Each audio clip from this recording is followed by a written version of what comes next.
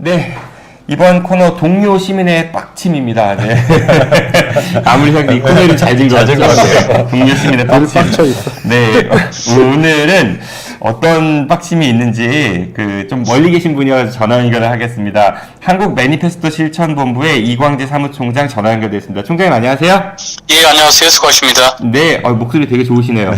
감사합니다. 네.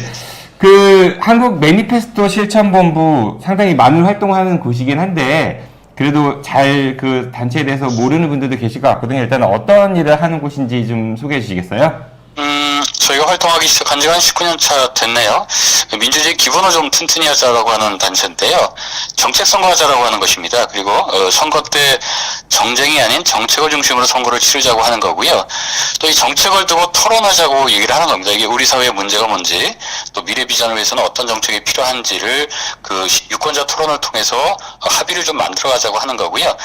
선거 공약은 더 이상 선물 보따리가 아니다. 이것저것 다 해주겠다고 하는 산타클로스가 우리한테 필요한 것이 아니라 우리를 위해서, 유권자들을 위해서, 국민을 위해서 이것만을 꼭 하겠다고 하는 고용계약서의 힘을 확실히 하자고 하는 단체입니다. 그러다 보니까 우리 운동이 어떤 법적 근거를 갖기 위해서 2008년도에 공직선거법 66조 등을 개정해 나서요. 선거 때 단체장이나 대통령 같은 경우에는 매니페스토 관련법에 의해서 공약을 내놓기 시작을 했고요. 이후에 실효성이나 실현 가능성을 검증하기 굉장히 용이하게 됐습니다. 결국은 그걸 통해서 공약 이행에 대해서 주기적으로 저희 단체가 그 결과를 발표하기도 하고 있습니다. 네, 정치인들이 어떤 공약을 내세웠을 때 그게 과연 실현 가능성이 얼마큼 있는가, 그리고 또 실제 그걸 얼마큼 이행했는가, 이런 것들을 보는 곳이라는 거잖아요. 예, 선거위원회는 그렇게 보고 있고요. 선거 때는 여러 가지 호들갑스러운 얘기하지 말고 정책을 중심으로 경쟁하자고 하는 그런 단체입니다. 네. 근데 이 한국 매니페스토 실천본부가 작년인가요? 사실 대전에서 굉장히 좀 핫했었어요. 그렇죠. 대전시하고 그렇게 핫한 적이 별로 없었었죠. 저희가 유감인데요. 이 정쟁에 묻혀서 평가의 본질이 좀 묻혔다고 보는데요. 지난번에 대전시가 문제 제기했던 건 공약 이행률은 아니고요.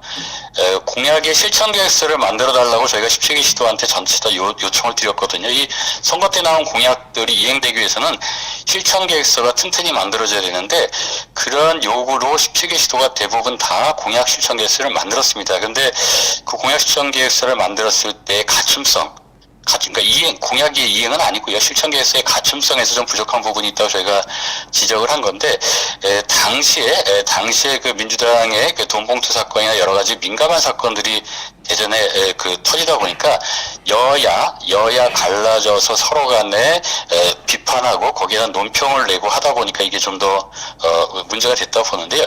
저희가 특히 대전시에다가 이 시청계획서 가춤성에 대한 우려를 표명했던 건, 지금 대전시가 지난 선거 때 제시했던 공약이 총 비용이 55조입니다. 이건 저희 매니페스토 본부가 추계한 것이 아니고요. 자체 추계한 것이 그렇고요. 여기에 또 민간 방식으로 추진해야 될 것이 약 한 60% 됩니다. 이 금액은 잘 이해가 안 되실 건데, 민선 7기 공약이 13배가 되거든요.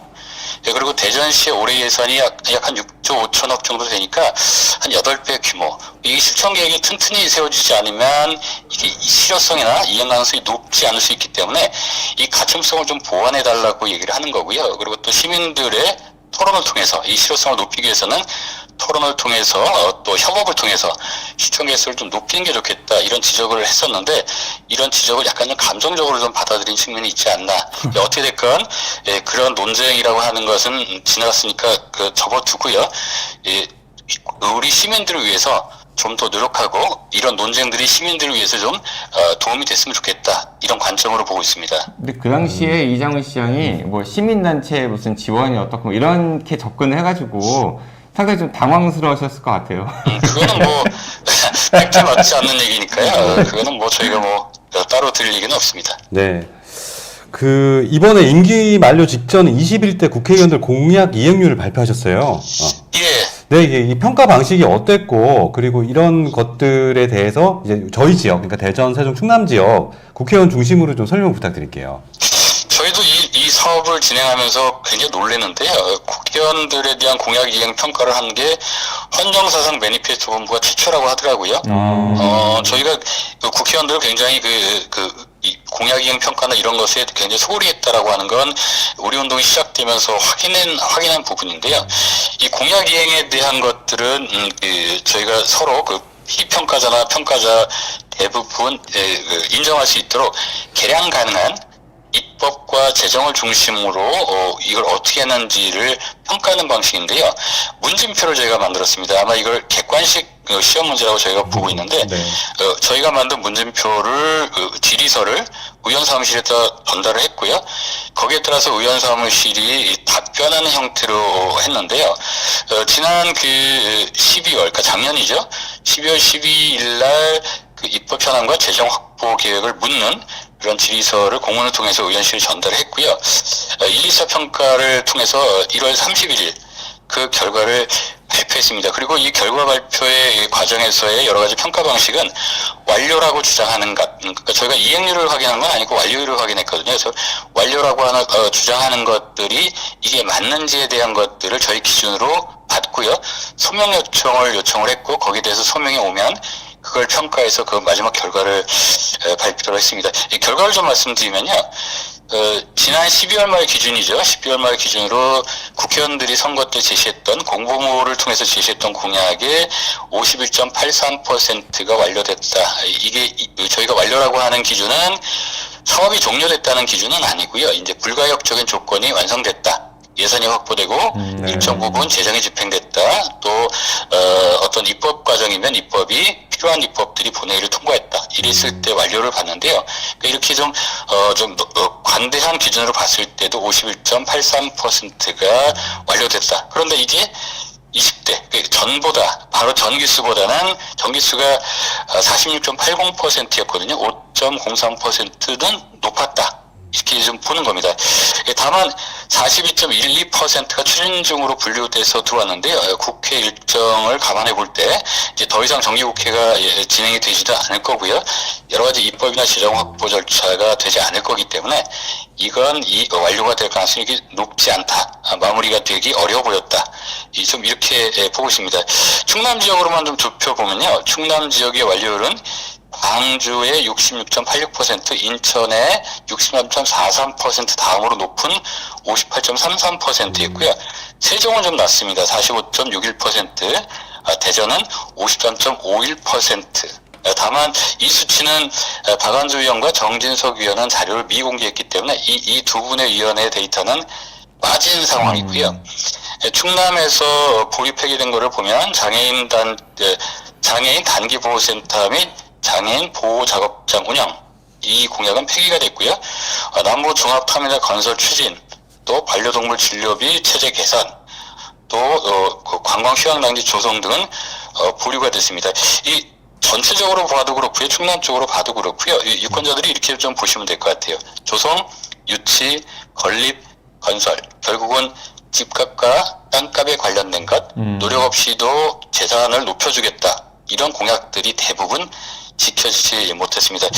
이 공약의 내용도 저희가 좀 봤는데요. 이게 이제 입법부잖아요. 이 국회라고 하는 것들은 입법을 다뤄야 되는데 이 공약의 내용을 보면 그 지역개발 위주의 지역 공약들이 80% 육박을 했습니다. 결국은 저희가 이런 표현을 쓰는데요. 저희 유권자들은 냉장고가 필요해서 냉장고를 구입하려고 했는데 자꾸 세탁기 역할을 하겠다고 얘기를 하고 있다. 공약의 내용도 좀 문제가 있다고 저희가 봤고요. 또 이렇게 공약 이행이 좀 잘 안 되는 건 시스템이 부실했다. 이 공약 이행의 책임들을 그 국회 보좌관들이 9명이 있는데 그중에 1명 정도만 이 이행의 책임을 지고 있고요. 또 이 사람들도 이게 좀 장기적으로 고용하는 것이 아니라 이게 자주 바뀌다 보니까 이 사람들이 서로 이 공약 관리에 대한 시스템들을 인수인계하는 데 좀 문제가 생기고요. 정당도 국회도 공약 이행에 대한 체계는 없었다. 이렇게 시스템이 전혀 구축되지 않았다 보는 거고요. 극단적 대결 정치, 이 국회라고 하는 건 합의체이기 때문에 내 목소리만 커서 되는 것이 아니라 상대편을 설득해야 되거든요. 근데 이 극단적으로 대결 정치를 펼치다 보니까 이게 소통과 타협이 어려졌고 특히 국회와 정부 사이의 대화 협치가 실종되면서 공약 이행에 발목을 잡았다. 이렇게 저희가 평가를 하고 있습니다.